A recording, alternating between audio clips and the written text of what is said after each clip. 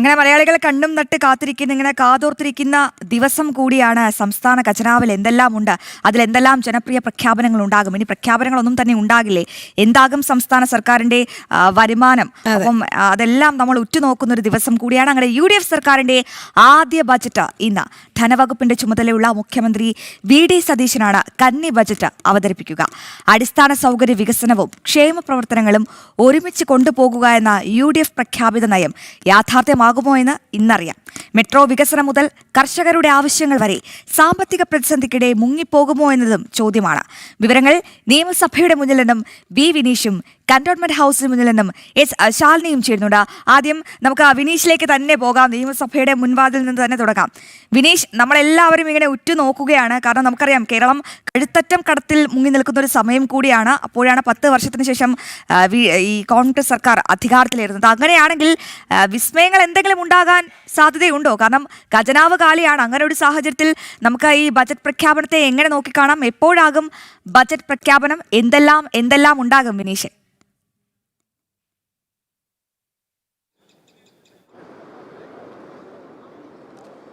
Rohini, good morning. Ashwathi, ഒപ്പം തന്നെ നമുക്ക് എടുത്തു പറയേണ്ടത് അശ്വതി സൂചിപ്പിച്ചതുപോലെ നിലവിലെ സാഹചര്യത്തിൽ വലിയ പ്രഖ്യാപനങ്ങളൊന്നും തന്നെ ഇത്തവണത്തെ ബഡ്ജറ്റിൽ, ഒരുപക്ഷെ UDF സർക്കാരിൻ്റെ ആദ്യ ബഡ്ജറ്റ്, ഒപ്പം തന്നെ VD സതീശൻ്റെ കന്നി ബഡ്ജറ്റ് എന്ന് തന്നെയാണ് നമുക്ക് വിശേഷിപ്പിക്കാൻ സാധിക്കുക.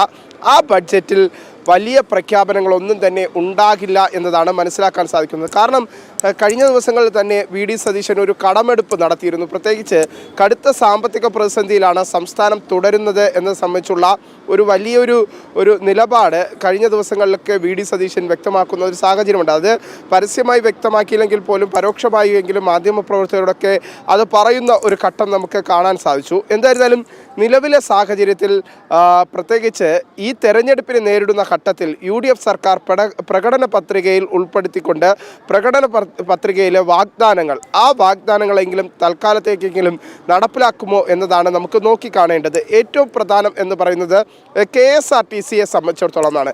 ഈ വലിയ സർക്കാരിൻ്റെ ഏറ്റവും വലിയ പ്രഖ്യാപനം, സർക്കാർ ചരിത്രപരമായ വിപ്ലവം സൃഷ്ടിച്ചു എന്നൊക്കെ കൊട്ടിഘോഷിക്കും പോലും KSRTCയുടെ സാമ്പത്തിക സ്ഥിതി വലിയ ദുരവസ്ഥയിലാണ്. ആ പ്രോജക്റ്റ്, അല്ലെങ്കിൽ സ്ത്രീകൾക്ക് സൗജന്യ യാത്ര ഓർഡിനറി ബസ്സുകളിൽ നൽകുന്നതുമായി ബന്ധപ്പെട്ടുള്ള പ്രോജക്റ്റ്, അത് പ്രാബല്യത്തിലേക്ക് സർക്കാർ കൊണ്ടുവന്ന് കഴിഞ്ഞിരിക്കുന്നു. ഈ ഘട്ടത്തിൽ തന്നെ വലിയ സാമ്പത്തിക പ്രതിസന്ധിയിലേക്കാണ് ഇപ്പോൾ കഴിഞ്ഞ കുറച്ച് ദിവസത്തെ ഈ ഒരു പ്രോജക്റ്റ് പ്രഖ്യാപിച്ച പദ്ധതി നടപ്പിലാക്കി മുന്നോട്ട് പോകുമ്പോൾ, ഇന്ദിരാ ഗ്യാരണ്ടി നടപ്പിലാക്കി മുന്നോട്ട് പോകുമ്പോൾ വലിയ സാമ്പത്തിക പ്രതിസന്ധിയാണ് KSRTC നേരിട്ടുകൊണ്ടിരിക്കുന്നത്. അത് KSRTCയുടെ കണക്കുകൾ ഇപ്പോഴും പുറത്തുവിടുന്നില്ലെങ്കിലും വലിയ പ്രതിസന്ധി നിലനിൽക്കുന്നുണ്ട്. KSRTCക്ക് ഏത് തരത്തിലുള്ള സഹായമായിരിക്കും സംസ്ഥാന സർക്കാർ നൽകുക? അതൊരു പ്രത്യേക പാക്കേജായി നൽകുമോ എന്നതാണ് നമുക്ക് നോക്കി കാണേണ്ടിയിരിക്കുന്നത്. അത് തന്നെയാണ് ഉറ്റുനോക്കുന്നത്. ഒപ്പം മറ്റൊരു പ്രധാന പ്രശ്നം വരുമാനമാണ്. വരുമാനത്തെ സംബന്ധിച്ചിടത്തോളം വലിയ രീതിയിലുള്ള പരുങ്ങലിലാണ് സംസ്ഥാനം മുന്നോട്ട് പോകുന്നത്. കഴിഞ്ഞ ഇടതുപക്ഷ സർക്കാരിൻ്റെ കാലഘട്ടത്തിൽ വരുമാനം കൂട്ടാനായി രജിസ്ട്രേഷനും ഉൾപ്പെടെയുള്ള സെസ് വർദ്ധിപ്പിക്കുന്നതടക്കമുള്ള നടപടികളിലേക്ക് കഴിഞ്ഞ ഇടതുപക്ഷ സർക്കാർ പോയിരുന്നു. പക്ഷേ ആ ഘട്ടങ്ങളിലൊക്കെ വലിയ ഘോരമായി പ്രതിഷേധമുയർത്തിയ UDF സർക്കാർ ഈ വരുമാനം വർദ്ധിപ്പിക്കാൻ ഏതൊക്കെ പദ്ധതികളായിരിക്കും നടപ്പിലാക്കുക എന്നതാണ് നോക്കിക്കാണേണ്ടത്. കാരണം മറ്റൊന്നും കൊണ്ടല്ല, നികുതി വർദ്ധിപ്പിക്കേണ്ട സാഹചര്യം ഒരുപക്ഷെ സംസ്ഥാനത്ത് ഇപ്പോഴും നിലനിൽക്കുന്നു എന്നതാണ് ഒരു കോൺഗ്രസിൻ്റെ നേതാക്കൾ ഇപ്പോൾ പറഞ്ഞു നടക്കുന്നത്. അതുകൊണ്ട് തന്നെ അത്തരത്തിലുള്ള ഒരു നീക്കത്തിലേക്ക് പോകുമോ, അല്ലെങ്കിൽ നികുതി കൂടുതലായി പിരിച്ചെടുക്കേണ്ട ഒരു നടപടിക്രമത്തിലേക്ക് സംസ്ഥാന സർക്കാർ കടക്കുമോ എന്നൊക്കെ നോക്കി കാണേണ്ടതുണ്ട്. നിലവിലെ സാഹചര്യത്തിൽ സംസ്ഥാനം കടുത്ത സാമ്പത്തിക പ്രതിസന്ധി നേരിടുകയാണ്. ആ കടുത്ത സാമ്പത്തിക പ്രതിസന്ധിയുടെ ഇടയിൽ നേരത്തെ UDF സർക്കാർ പ്രകടന പത്രികയിൽ ഉൾപ്പെടുത്തിയിട്ടുള്ള ഏറ്റവും പ്രധാനപ്പെട്ട ഒരു കാര്യം, വയോജനങ്ങൾക്കായി ഒരു പ്രത്യേക വകുപ്പ്. ആ വകുപ്പിനായി എത്ര പ്രോജക്റ്റുകൾ നടപ്പിലാക്കും, ആ വയോജനങ്ങളുടെ പ്രവർത്തനങ്ങൾക്കായി എന്തൊക്കെ പദ്ധതികളായിരിക്കും നടപ്പിലാക്കുക, എത്ര കോടി രൂപ അതിനായി വിലയിരുത്തും എന്നത് രാഷ്ട്രീയ കേരളം ഉറ്റുനോക്കുന്നുണ്ട്. സമാനമായ സാഹചര്യത്തിൽ ഈ കോളേജ് വിദ്യാർത്ഥികൾക്ക് അല്ലെങ്കിൽ വനിതകൾക്ക് 1000 രൂപ നൽകും എന്നൊരു പദ്ധതി, ആ പദ്ധതി അതിനെ എങ്ങനെയായിരിക്കും മുന്നോട്ട് കൊണ്ടുപോകുക? അതിന് പ്രത്യേക ഫണ്ട് അനുവദിക്കുമോ? ക്ഷേമ പെൻഷൻ 3000 രൂപയായി വർദ്ധിപ്പിക്കുമെന്നത് യു ഡി എഫ് കൊട്ടിഘോഷിച്ച് തെരഞ്ഞെടുപ്പിൽ ഏറ്റവും വലിയ പ്രചരണം നടത്തിയ ഒരു പ്രചരണ ആയുധമായിരുന്നു. ആ തരത്തിലേക്കൊക്കെ കടക്കുമോ എന്നതൊക്കെയാണ് നമുക്ക് നോക്കിക്കാണേണ്ടത്. നമ്മോടൊപ്പം വീണയും കൂടി ചേരുകയാണ്. വീണ, ഞാൻ ഇതുവരെ സൂചിപ്പിച്ചത് പ്രേക്ഷകർക്ക് മുന്നിൽ കടുത്ത സാമ്പത്തിക പ്രതിസന്ധിയിലേക്കാണ് സംസ്ഥാനം കടക്കുന്നതെന്നാണ്. ആ ഒരു സാഹചര്യത്തിൽ ഇപ്പോഴത്തെ ഘട്ടത്തിൽ നേരത്തെ യു ഡി എഫ് ഒരു കാലഘട്ടത്തിൽ എൽ ഡി എഫിനെ കുറ്റം പറഞ്ഞു. ഇനി പ്രകടന പത്രികയിൽ കുറേ വാഗ്ദാനങ്ങളാണ് സംസ്ഥാനത്തിലെ ജനങ്ങൾക്ക് മുന്നിൽ യു ഡി എഫ് നടത്തിയത്. അത്തരം വാഗ്ദാനങ്ങളിലേക്ക് ഇപ്പോഴത്തെ ഒരു സാഹചര്യത്തിൽ വി ഡി സതീശൻ സർക്കാരിന് കടക്കാൻ സാധിക്കുമെന്ന് കരുതുന്നുണ്ടോ? നിലവിലെ സാഹചര്യത്തിൽ വിനീഷ് സൂചിപ്പിച്ചതുപോലെ സാമ്പത്തിക പ്രതിസന്ധി വളരെ ഞെരുങ്ങലിലാണ് സംസ്ഥാനം കടന്നു പോകുന്നത്. ധവളപത്രം അടക്കം പുറത്തിറക്കിയത് വി ഡി സതീശൻ തന്നെയാണ് അത് സഭയിൽ അവതരിപ്പിച്ചതും. പക്ഷെ കോടികൾ കണ്ടെത്തേണ്ടി വരുമെന്നുള്ളത് ഏറ്റവും പ്രധാനപ്പെട്ട കാര്യമാണ്. അധികാരത്തിലേറി ഒരു മാസം ആകുന്നതിന് മുമ്പ് തന്നെ ഇന്ദിരാ ഗ്യാരണ്ടി അടക്കമുള്ള പ്രഖ്യാപനങ്ങൾക്ക് പ്രാധാന്യം നൽകി അതിനടക്കം വരുമാനം കണ്ടെത്തേണ്ടതുണ്ട്. ഇത് സർക്കാരിന് വലിയ തരത്തിൽ പ്രതിസന്ധിയിലാക്കുമെന്നുള്ള കാര്യത്തിൽ സംശയമില്ല. അതിനാൽ തന്നെ ജനകീയ പ്രഖ്യാപനങ്ങളിലേക്ക് അല്ലെങ്കിൽ വമ്പൻ പ്രഖ്യാപനങ്ങളിലേക്ക് പോകേണ്ടതില്ല എന്നുള്ളൊരു അജണ്ടയിൽ തന്നെയാണ് സർക്കാർ എന്നാണ് നമുക്ക് ലഭിക്കുന്ന വിവരം. കൂടുതൽ പണം കണ്ടെത്തേണ്ട കാര്യം നിത്യ ചിലവിനടക്കം കടമെടുത്തൊരു സാഹചര്യമുണ്ട്. കഴിഞ്ഞ ദിവസമാണ് സർക്കാർ അധികാരത്തിലേറിയിട്ട് ഒരു മാസം പിന്നിട്ടത്. പക്ഷേ അതിന് മുന്നോടിയായി തന്നെ ആ ഒരു മാസത്തെ ചിലവ് നടത്തുന്നതിന് വേണ്ടി 5000 കോടിയിലധികം രൂപ വായ്പ എടുത്തൊരു സാഹചര്യമുണ്ട്. അതിനാൽ തന്നെ കൂടുതൽ പണം ഇതിനായി മാറ്റിവെക്കില്ല എന്നാണ് നമ്മൾ മനസ്സിലാക്കുന്നത്. ഒപ്പം തന്നെ നികുതിയേതര വരുമാനം, അതായത് കഴിഞ്ഞ സർക്കാർ ബഡ്ജറ്റ് അവതരിപ്പിച്ചു പോയപ്പോൾ കെ എൻ ബാലഗോപാൽ ധനമന്ത്രി ബഡ്ജറ്റ് അവതരിപ്പിച്ചപ്പോൾ ഈ നികുതിയേതര വർധനവിന് കുറേ പ്രാധാന്യം നൽകിയിരുന്നു. അതായത് ഭൂമി രജിസ്ട്രേഷനുള്ള ഫീസ്, അതുപോലെ തന്നെ മുദ്രപത്രത്തിന്റെ ഫീസ്, ഇതൊക്കെ വർദ്ധിപ്പിച്ചിട്ടുണ്ട്. ഇതൊക്കെ ജനങ്ങൾക്ക് ഇരുട്ടടി നൽകിയ കാര്യമാണ്. സെസ് ഉൾപ്പെടെ കൂട്ടിയൊരു സാഹചര്യമുണ്ട്. അപ്പോൾ അത്തരത്തിലേക്കൊന്നും കടക്കണ്ട എന്നുള്ളൊരു തീരുമാനത്തിലാണ് സർക്കാർ ഉള്ളത്. പക്ഷേ വരുമാനം കണ്ടെത്തുക എന്നുള്ളത് സർക്കാരിന്റെ മുന്നിൽ ഏറ്റവും പ്രധാനപ്പെട്ട കാര്യമാണ്. അതിനെന്തൊക്കെ മാർഗങ്ങൾ തേടണം എന്നുള്ള കാര്യങ്ങളിലും എന്തെങ്കിലും സൂചനകൾ കാണുമെന്നാണ് നമുക്ക് മനസ്സിലാക്കാൻ സാധിക്കുന്നത്. മറുപക്ഷത്ത് സർക്കാർ പറയുന്ന ചില വിമർശനങ്ങളുണ്ട്. ഈ വിലക്കയറ്റം, യുദ്ധം അടക്കം നടക്കുന്ന പശ്ചിമേഷ്യയിലെ യുദ്ധം അടക്കം സംസ്ഥാനത്തെ അടക്കം ബാധിച്ച ഒരു സാഹചര്യമുണ്ട്. അതിനാൽ തന്നെ ഈ വിലക്കയറ്റത്തിൽ നിന്ന് ജനങ്ങളെ രക്ഷിക്കുവാൻ എന്തെങ്കിലും മാർഗങ്ങൾ വേണമെന്നാണ് സർക്കാർ പറയുന്നത്. പക്ഷേ അത് ഏത് തരത്തിൽ കൂട്ടുമെന്നുള്ളൊരു ചോദ്യമുണ്ട്. പൊതുമേഖലാ സ്ഥാപനമായ KSRTC നിത്യച്ചിലവിനായിട്ട് അല്ലെങ്കിൽ അതിൽ നിന്ന് ഒരുപാട് പേര് വരുമാനം ഉണ്ടായിരുന്നു. ഈ സ്ത്രീകൾക്കടക്കം യാത്രക്കാരുണ്ടായിരുന്ന സമയത്ത് ഇപ്പോൾ 13 ലക്ഷത്തിലധികം സ്ത്രീകളാണ് ആദ്യ ദിവസം പദ്ധതി നടപ്പാക്കിയപ്പോൾ സൗജന്യമായ യാത്രയാണ്. അപ്പോൾ വലിയൊരു ഇടിവ് KSRTCക്ക് സംഭവിച്ചിട്ടുണ്ട്. KSRTCക്ക് ഇനി സർക്കാർ അങ്ങോട്ടേക്ക് പണം കൊടുക്കണം.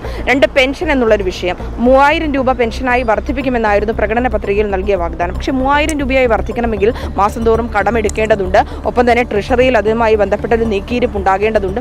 അതിനൊക്കെ പണം എവിടെ നിന്ന് കണ്ടെത്തും? വായ്പ എടുക്കുക എന്നുള്ളത് മാത്രമാണ് പ്രധാന പോംവഴി.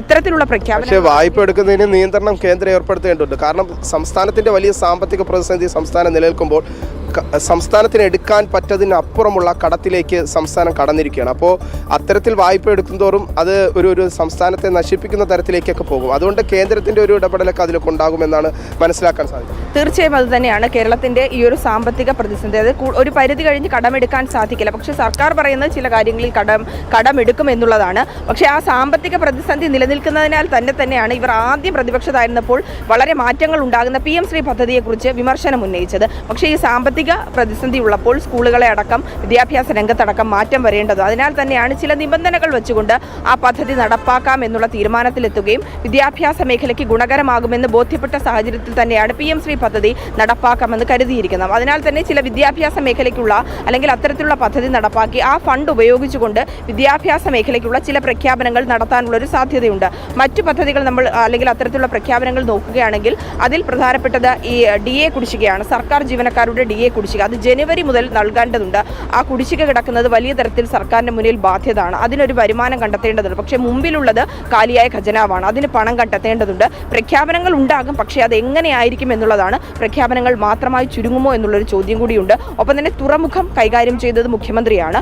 അതിനാൽ തന്നെ തുറമുഖ വികസനത്തിനായിട്ടുള്ള മത്സ്യത്തൊഴിലാളികളുടെ ഉന്നമനത്തിനായിട്ടുള്ള കാര്യങ്ങൾ ഉണ്ടാകുമെന്നാണ് നമുക്ക് മനസ്സിലാക്കുന്നത്. പക്ഷേ ഇതിനൊക്കെ കോടികളുടെ പ്രഖ്യാപനങ്ങൾ കഴിഞ്ഞ സർക്കാർ നടത്തിയ കോടികളുടെ പ്രഖ്യാപനങ്ങളിലേക്ക് അത് ചുരുങ്ങുമോ എന്നുള്ളത് എന്നുള്ളതാണ്. നീക്കിയിരിപ്പ് കണക്കുകൾ കാണും, പക്ഷേ പണം കണ്ടെത്തേണ്ടതുണ്ട് എന്നുള്ളത് പ്രധാനപ്പെട്ട ചോദ്യമാണ്. ചില പ്രഖ്യാപനങ്ങൾ ഉണ്ടാകും, പക്ഷേ വമ്പൻ തുകകളിലേക്ക് അത് നയിക്കില്ല, അല്ലെങ്കിൽ അത്തരത്തിലുള്ള പ്രഖ്യാപനങ്ങൾ ഉണ്ടാകില്ല എന്നാണ് മനസ്സിലാകുന്നത്. ഒപ്പം മറ്റൊരു പ്രധാനപ്പെട്ട ചോദ്യം, ഈ സർക്കാർ ജീവനക്കാരുടെ പെൻഷൻ പ്രായം വർദ്ധിപ്പിക്കണം, വിരമിക്കൽ പ്രായം വർദ്ധിപ്പിക്കണം എന്നുള്ളൊരു ആവശ്യം നിരന്തരമായി പറയുന്നുണ്ടായിരുന്നു. ഇതിനെ അനുകൂലിക്കുന്നൊരു നിലപാട് പ്രതിപക്ഷത്തായിരുന്നപ്പോൾ വി ഡി സതീശൻ സ്വീകരിച്ചിരുന്നുമില്ല. പക്ഷേ ഇത്തവണ അത്തരത്തിലുള്ള കാര്യങ്ങളിലേക്ക് കടക്കില്ല എന്നുള്ളതാണ്. വിരമിക്കലിന് പ്രായം കൂട്ടിക്കഴിഞ്ഞാൽ അവർക്ക് ശമ്പളം ബാക്കിയുള്ള സമയങ്ങളിൽ കൂടി നൽകേണ്ടത് അത് സർക്കാരിൻ്റെ മുന്നിൽ വലിയൊരു ചോദ്യചിഹ്നമാണ്. 2, ഈ ആശുപത്രികളുടെ നവീകരണം, സർക്കാർ ആശുപത്രികളുടെ ദുരവസ്ഥ നവീകരണം, ഈ ആശുപത്രികൾ ഉണ്ടാകുന്ന ചികിത്സാ പിഴവ്, മരണം, അടിസ്ഥാന സൗകര്യം ഇല്ലായ്മയിലടക്കം വിമർശനം ഉന്നയിച്ചിരുന്നു പ്രതിപക്ഷ നേതാവായിരുന്ന സമയത്ത്. ഇപ്പോൾ മുഖ്യമന്ത്രിയും ധനമന്ത്രിയും തുറമുഖ വകുപ്പും ഒക്കെ കൈകാര്യം ചെയ്യുമ്പോൾ ഈ ആശുപത്രി വികസനത്തിനായിട്ടുള്ള കാര്യങ്ങൾ അത് മാറ്റിവെക്കുമോ എന്നുള്ളത് പ്രധാനപ്പെട്ട ചോദ്യമാണ്. വിനീഷ് സൂചിപ്പിച്ചതിലുള്ള മറ്റൊരു പ്രധാനപ്പെട്ട പദ്ധതിയായിരുന്നു ഇന്ദിരാ ഗ്യാരണ്ടികളിലൊന്ന് കോളേജ് വിദ്യാർത്ഥിനികൾക്ക് 1000 രൂപ നൽകും. പക്ഷേ ആ ചോദ്യത്തിന് ഇപ്പോഴും സർക്കാരിന്റെ മുമ്പിൽ മറുപടി ഇല്ല എന്നുള്ളതാണ്. അത് എപ്പോൾ നടപ്പാക്കും? അതൊക്കെ പ്രകടന പത്രികയിൽ സാധാരണഗതിയിലുള്ള ഒരു വാഗ്ദാനം മാത്രമാണ് എന്നതാണ് ഇപ്പോഴത്തെ ഒരു സാഹചര്യത്തിൽ നമുക്ക് മനസ്സിലാക്കാൻ സാധിക്കും. കാരണം തൽക്കാലത്തേക്ക് മുഖം രക്ഷിക്കാൻ ഇന്ദിരാ ഗ്യാരണ്ടി എന്ന പേരിൽ നമുക്ക് മനസ്സിലാക്കാൻ സാധിക്കും. KSRTCയിലെ ഒരു തൽക്കാലം ഒരു ഓർഡിനറി സർവീസൊക്കെ നടത്തി ജനങ്ങൾക്കിടയിൽ ഒരു വലിയ ഒരു മുന്നേറ്റം സൃഷ്ടിക്കാനുള്ളൊരു ശ്രമം സംസ്ഥാന സർക്കാരിൻ്റെ ഭാഗത്തുനിന്നുണ്ടായിരുന്നു. അതേസമയം തന്നെ ഇപ്പോൾ കാർഷിക മേഖല, മറ്റു വിവിധ ഡിപ്പാർട്ട്മെൻറ്റുകൾ, നമ്മൾ ഓരോ തരത്തിലേക്ക് പോകുമ്പോൾ ആരോഗ്യ മേഖല, കാർഷിക മേഖല, ഭക്ഷ്യ വകുപ്പ്, സിവിൽ സപ്ലൈസ്, അങ്ങനെയുള്ള ഓരോ ഘട്ടത്തിലേക്ക് പോകുമ്പോൾ, പ്രത്യേകിച്ച് സാധാരണഗതിയിൽ ഇനി ഓണം അടുക്കുന്ന കാലഘട്ടം, സപ്ലൈകോയുടെയൊക്കെ അവസ്ഥ വലിയ ദുരവസ്ഥയിലേക്കാണ് എത്തി നിൽക്കുന്നത്. ഇനി അതിനെയൊക്കെ പിടിച്ചു നിർത്താൻ നേരത്തെ ഏറ്റവും പ്രധാനമെന്ന് പറയുന്നത് സാധാരണക്കാരൻ്റെ നിത്യോപയോഗ സാധനങ്ങൾ, ആ നിത്യോപയോഗ സാധനങ്ങളിലെ ഒരു വില വർധനവ് ഒരുപക്ഷെ സംസ്ഥാനത്തുണ്ടായാൽ അത് സാധാരണക്കാർക്ക് ഇപ്പോഴത്തെ ഘട്ടത്തിൽ പിടിച്ചു നിൽക്കാൻ സാധിക്കില്ല. പക്ഷേ സർക്കാർ പറയുന്ന മറ്റൊരു വാദം യുദ്ധത്തിൻ്റെ പ്രശ്നങ്ങൾ, ഇതൊക്കെ സർക്കാർ വാദിക്കുന്നുണ്ട്. അതേ ഘട്ടത്തിൽ പോലും ഈ ഒരു സപ്ലൈകോയെ നിലനിർത്താൻ, അല്ലെങ്കിൽ സാധാരണക്കാരൻ്റെ മാവേലി സ്റ്റോറൊക്കെ എന്നൊക്കെ പറയുന്ന ആ ഒരു സംവിധാനങ്ങളെയൊക്കെ നിലനിർത്താൻ എന്ത് നടപടിയിലേക്കായിരിക്കും സംസ്ഥാന സർക്കാർ കടക്കുക ഇപ്പോഴത്തെ ഘട്ടത്തിൽ? സപ്ലൈകോയുടെ പ്രവർത്തനം സംസ്ഥാനത്ത് നിലവിൽ പ്രതിസന്ധിയിലാണ്. പല സാധനങ്ങൾ പോലും ലഭ്യമാകാത്ത ഒരു സ്ഥിതിയാണ് നിലവിലുള്ളത്. അതിനാൽ തന്നെ ഈ സപ്ലൈകോയിലടക്കം സാധനങ്ങളുടെ നിരക്ക് കുറച്ചുകൊണ്ട് സബ്സിഡി ഇനത്തിൽ സാധനങ്ങൾ വർദ്ധിപ്പിക്കുക, സാധനങ്ങളുടെ ലഭ്യത കൂട്ടുക. അത്തരത്തിൽ ലഭ്യത കൂട്ടണമെങ്കിൽ കർഷകർക്ക് താങ്ങുവില നൽകുന്ന തരത്തിലേക്ക് കാര്യങ്ങൾ കൊണ്ടെത്തിക്കണം. പക്ഷേ അത്തരത്തിൽ താങ്ങുവില നൽകുവാൻ ഖജനാവിൽ പണം വേണമെന്നുള്ളതും ഏറ്റവും പ്രധാനപ്പെട്ട കാര്യമാണ്. അപ്പോൾ അതിന് പണം കണ്ടെത്തേണ്ടതുണ്ട്. അതിനുള്ള എന്തെങ്കിലും ഒരു മാജിക്ക് വി ഡി സർക്കാരിൻ്റെ കയ്യിലുണ്ടോ എന്നുള്ളൊരു ചോദ്യം കൂടിയുണ്ട്. പക്ഷേ അതിന് പണം എവിടെ നിന്ന് കണ്ടെത്തും? മറ്റേതെങ്കിലും സ്രോതസ്സുണ്ടോ എന്നുള്ളതും ചോദ്യമാണ്. ഈ കർഷകർ, അടിസ്ഥാന വിഭാഗ തൊഴിലാളികൾ, അവരുടെ വേതന വർധന അടക്കം ചില കാര്യങ്ങളിൽ പ്രഖ്യാപിച്ചിരുന്നു. അതായത് ആയമാരുടെയും അടക്കം വേതന വർധന ഉണ്ടായിരുന്നുവെങ്കിൽ പോലും നിത്യോപയോഗ സാധനങ്ങൾ വർദ്ധിക്കുന്നത്, കാർഷിക ഉൽപ്പന്നങ്ങളുടെ ലഭ്യത, അതുപോലെ തന്നെ പച്ചക്കറികളുടെ ലഭ്യത അതടക്കം വർദ്ധിപ്പിക്കേണ്ടത്. ഇപ്പോൾ സപ്ലൈകോ വഴി ഇത് വിപുലപ്പെടുത്തുമ്പോൾ അതിന് ചിലവിനുള്ള പൈസ സർക്കാർ അങ്ങോട്ടേക്ക് നൽകേണ്ടി വരും. റേഷൻ വ്യാപാരികളുടെ അടക്കം ഈ നിലനിൽപ്പിൽ ഇപ്പോൾ പ്രതിസന്ധിയിലാകുന്ന ഒരു സാഹചര്യം. വ്യാപാരികൾക്ക് പ്രത്യേകിച്ച് ഒരു തുകയൊക്കെ നൽകി സർക്കാർ സംവിധാനത്തിലേക്കൊക്കെ മാറ്റുമെന്ന ഒരു വാഗ്ദാനം UDF നടത്തിയിരുന്നു. തീർച്ചയായും അത്തരത്തിലുള്ള വാഗ്ദാനം നൽകിയിരുന്നു. പക്ഷേ ഈ വാഗ്ദാനങ്ങൾക്ക് പുറമെ വിനീഷ് വീണ, നിങ്ങൾ സൂചിപ്പിച്ചതുപോലെ തന്നെയാണ് ഞങ്ങൾ എല്ലാവരും ഇങ്ങനെ ധനമന്ത്രി കൂടിയായ മുഖ്യമന്ത്രി വി ഡി സതീശന്റെ കന്നി ബജറ്റിന് കാതോർത്തിരിക്കുകയാണ്. എന്തൊക്കെ പ്രഖ്യാപനങ്ങൾ ഉണ്ടാകും? വിഴിഞ്ഞത്തിന് വേണ്ടി എന്തെങ്കിലും മാറ്റിവെക്കുമോ? ഈ സ്കൂൾ വിദ്യാർത്ഥികൾക്കടക്കം വലിയ രീതിയിൽ ഇന്ദിരാ ഗ്യാരണ്ടിയിൽ പ്രഖ്യാപിച്ച പോലെയുള്ള തുക കണ്ടെത്താൻ സർക്കാരിന് സാധിക്കുമോ? കണക്ക് പുസ്തകം തുറക്കുമ്പോൾ എന്തൊക്കെ മാജിക് അതിലുണ്ടാകും? എന്തെങ്കിലും ജനപ്രിയ പ്രഖ്യാപനങ്ങൾ ഉണ്ടാകുമോ എന്നൊക്കെയാണ് നമ്മളിങ്ങനെ. മാത്രമല്ല വലിയ രീതിയിലുള്ള പ്രകടന പത്രികയായിരുന്നു. അതെല്ലാം നടപ്പിൽ വരുത്തുമോ അതോ പാഴ്വാക്കാകുമോ എന്നുള്ളതും നോക്കി കാണേണ്ടതാണ്. കാരണം ഖജനാവ് കാലിയാണ് എന്നുള്ളത് തുടക്കം മുതൽ തന്നെ വി ഡി സതീശൻ സർക്കാർ പറയുന്നുണ്ട്. അപ്പോൾ അതിനുള്ളിൽ നിന്നുകൊണ്ട് വരുമാനം എങ്ങനെ വർദ്ധിപ്പിക്കാം എന്നുള്ളത് തന്നെയാണ് ഏവരും ഉറ്റുനോക്കുന്നത്.